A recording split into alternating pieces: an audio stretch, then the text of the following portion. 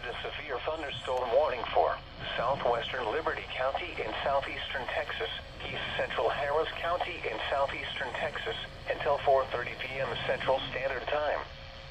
At 4:03 p.m. Central Standard Time, a severe thunderstorm was located over Channelview, moving northeast at 40 miles per hour. Hazard, 60 miles per hour wind gusts. Source, radar indicated. Impact, expects damage to roofs, siding, and trees.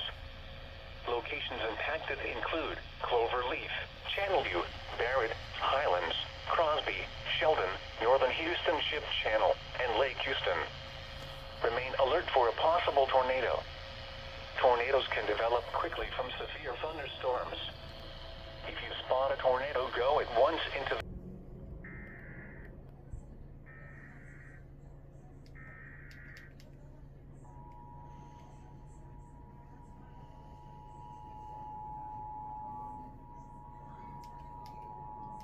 is activating the Houston Area Emergency Alert System at the request of the National Weather Service in League City because of a thunderstorm warning for Harris County. This concludes activation of the Houston Area Emergency Alert System.